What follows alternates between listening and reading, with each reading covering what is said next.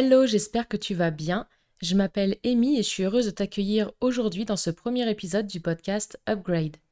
J'ai pas mal hésité à faire ce premier épisode de présentation parce que j'avais envie de rentrer directement dans le vif du sujet et de t'apporter de la valeur dès le premier épisode, mais en écoutant d'autres podcasts, je me suis rendu compte que j'aimais bien les épisodes où les créateurs de podcasts se présentaient.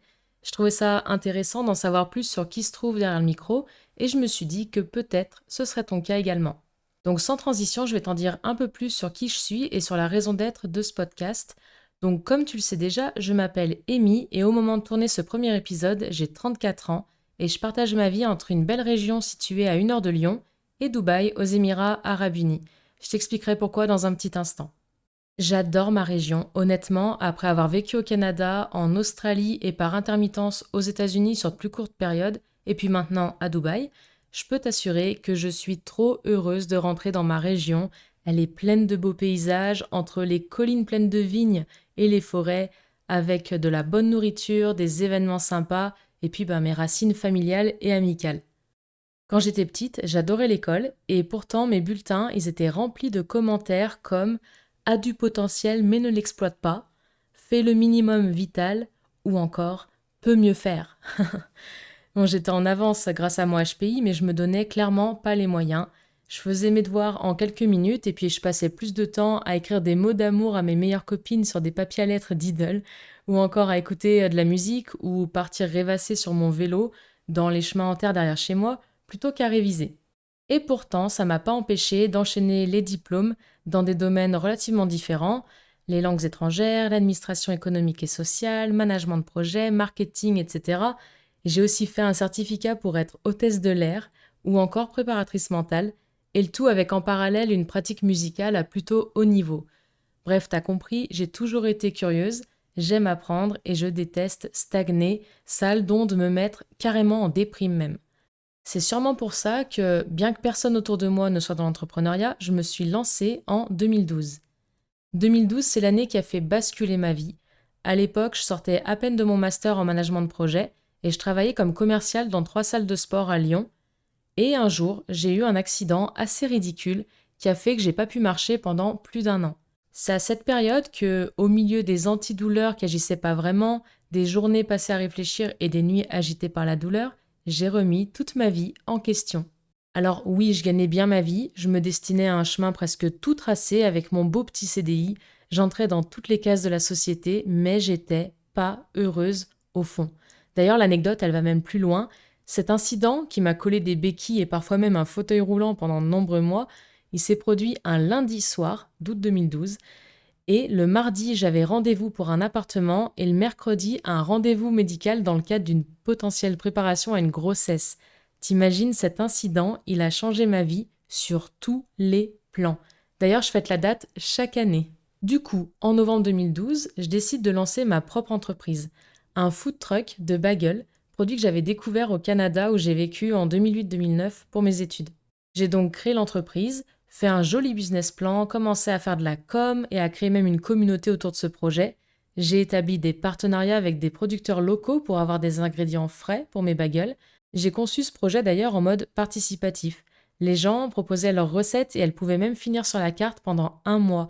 L'engouement était grave au rendez-vous et moi je me suis découvert une passion pour la création de projets entrepreneuriaux. Seulement en 2013, j'ai dû cesser cette entreprise faute d'autorisation nécessaire pour installer mon food truck et surtout faute d'avoir trouvé la bonne personne avec qui m'associer pour le côté opérationnel, vu que moi-même j'étais pas dans la capacité physique de tenir le food truck à ce moment-là. Mais j'ai appris tellement de choses que je peux pas considérer cette expérience comme un échec, bien au contraire. Fin 2013, alors que je remarchais depuis quelques semaines de manière à peu près convenable, par un beau dimanche matin, j'ai annoncé à ma mère que la veille au soir, j'avais pris une décision. Je voulais initialement retourner au Canada, mais comme l'accès au permis vacances-travail, autrement appelé PVT, avait changé et ressemblait plus à une loterie qu'à une candidature, j'avais pris la décision, en attendant le potentiel PVT, de partir 1 an en Australie, comme si c'était sur la route, et j'avais eu mon PVT en 2 heures pour cette destination aussi nouvelle que soudaine. Je te laisse imaginer la tête de ma mère qui rangeait sa tasse de café dans le lave-vaisselle à ce moment-là. Janvier 2014, me voilà donc partie en Australie et ce voyage a énormément impacté ma carrière. J'ai profité de ces 2 ans et quelques en Australie, au lieu des 1 an prévus, pour me mettre à fond dans la batterie, mon instrument de prédilection. J'avais déjà commencé quelques années auparavant à faire des prestations comme percussionniste professionnel pour divers orchestres et groupes, mais jouer de la batterie en public, ça me stressait vraiment. Quand j'avais 9 ans, j'ai commencé les cours de percussion au conservatoire de ma ville et mon prof de percu a refusé de m'apprendre la batterie parce que, je cite, «Les filles, ça n'a rien à faire derrière une batterie». Et quelques temps plus tard à l'orchestre, le batteur en place, qui était âgé de quelques années de plus que moi, il a tenu le même discours et il refusait de me laisser la batterie, même quand j'avais des partitions à jouer qui nécessitaient que je l'utilise. Bref, j'ai certainement dû intégrer cette idée que j'étais pas légitime derrière ma batterie et elle m'a suivi tout au long de ma vie. J'avais un vrai problème de confiance en moi à la batterie, mais par contre, j'arrivais sans problème à aller vers les gens et à créer du lien. C'est donc comme ça qu'en mars 2016, je me suis retrouvée à être invitée à jouer de la batterie avec Brian Fraser-Moore, le batteur de Madonna et Justin Timberlake à l'époque et maintenant celui de Pink, lors d'une de ses masterclass à Brisbane. C'était juste pour s'amuser, l'ambiance était détendue, moi je venais de passer 1 an et demi à travailler sur ma confiance en moi, et pourtant, au moment où il m'a appelée pour monter sur scène avec lui, je me suis décomposée, liquéfiée, et j'ai envoyé un pote à ma place. Après ça, j'ai eu tellement honte et j'étais tellement en colère contre moi-même qu'entre 2 sanglots, je me suis juré de plus jamais ressentir ça. Quelques jours plus tard, alors que je devais rentrer en France, me voilà donc partie, à la place, pour 3 mois de road trip entre l'Australie, Tahiti, la côte ouest des États-Unis et le Canada d'ouest en est, avec 500 $ en poche, en dehors du billet d'avion multidestination que j'avais déjà payé et qui m'avait coûté même pas 200 $ de plus que le retour Australie-France seul. À ce moment-là, moi je n'ai qu'un seul objectif, c'est trouver des batteurs, connus ou pas, mais toujours meilleurs que moi, et me forcer à jouer devant eux. C'est comme ça que je me suis retrouvée à jouer devant et avec des batteurs de renommée internationale, comme notamment celui des Red Hot Chili Peppers, ou encore celui de Rihanna, de Toto, etc., ou encore dans les studios de la plus grosse chaîne YouTube pour les cours de batterie, Drumeo. Et le tout en dormant chez des inconnus, parfois au dernier moment, ce qui a clairement pas été facile, mais qui m'a permis de créer de nouvelles amitiés et aussi plus tard des partenariats solides avec certains professionnels rencontrés pendant ce voyage. Au cours de ce voyage, j'ai d'ailleurs rencontré beaucoup d'entrepreneurs et je leur ai posé à chaque fois les 2 mêmes questions. La première, c'était « Est-ce que tu considères avoir réussi ?» Ce qui automatiquement déclenchait une explication de ce qu'est la réussite pour eux. Et la deuxième question, c'était « Qu'est-ce qui, selon toi, t'a permis d'en arriver là ?» Les leçons apprises au cours de ces échanges, elles me servent encore aujourd'hui et je te les partagerai dans ce podcast. Bref, j'ai passé pas mal de temps à t'expliquer la naissance de mon côté entrepreneur pour que tu comprennes mieux d'où je viens et ce qui fait que je vois les choses d'une certaine manière qui n'est pas forcément la plus répandue en France sur certains sujets. On accélère maintenant pour se trouver entre 2017 et 2023. Pendant cette période, j'ai créé notamment une activité de conseil et formation en branding et marketing des réseaux sociaux, puis j'y ai ajouté un peu d'UX UI design que j'avais appris sur le tas depuis mes années en Australie quand j'avais besoin de créer mon propre site web. Comme d'habitude, la curiosité et l'envie d'apprendre m'ont apporté des compétences vraiment utiles que j'ai ensuite mises au service d'autres personnes. Fin 2017, j'ai aussi créé mon propre drum camp. C'est un stage intensif de batterie, au concept novateur puisque dans ce drum camp, on passe 60% du temps à ne pas faire de batterie. La batterie, en fait, elle représente que 4 heures par jour et les 5h30 qui restent, elles sont consacrées d'une part à l'optimisation des performances mentales et corporelles, via le sport, le travail sur la motivation, la concentration, la confiance en soi, la gestion du stress, l'énergie, etc. Et d'autre part, au développement de projets, avec de la communication, de la gestion de carrière, du sponsoring, etc. En 2018, j'ai eu que 4 élèves à ce stage, et ma mère voulait même que j'annule le camp.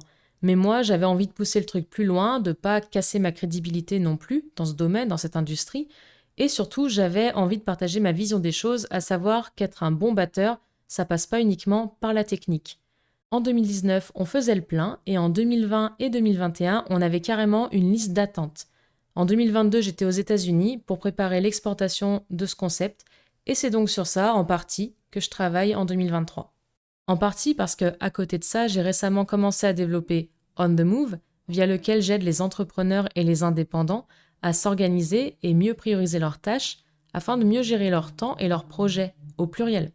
J'ai d'ailleurs créé la formation Time Master pour ça et des templates Notion que j'ai réunis dans un tableau de bord que j'ai nommé la boîte à outils. Tous les liens y sont en description de l'épisode si jamais tu veux y jeter un œil. Et enfin, depuis octobre 2022, je travaille à l'adaptation d'un concept de salle de parkour, Ninja Warrior et Calisthenics, ou plus communément appelé street workout, mais moi je préfère le terme calisthenics dans le cadre d'une salle de sport, puisque on n'est pas dans la rue pour le coup. Cette salle, elle se trouve actuellement à Dubaï, d'où ma présence là-bas entre autres, et je veux ramener ce concept en France et le développer dans les villes de taille moyenne pour le moment. Voilà, comme tu l'as vu, depuis 2012, le côté entrepreneur a pris le dessus, et depuis, je ne l'ai jamais lâché, malgré certaines pressions, parfois aussi une certaine solitude du fait de ne pas avoir vraiment d'entrepreneurs dans mon entourage, en tout cas en France, et parfois aussi certains moments très difficiles. C'est cette envie d'apprendre, d'évoluer, de s'améliorer, mêlée aussi à mon intérêt très prononcé pour l'organisation et la gestion du temps, dans le contexte de projets multiples et de l'entrepreneuriat qui m'ont poussé à créer ce podcast.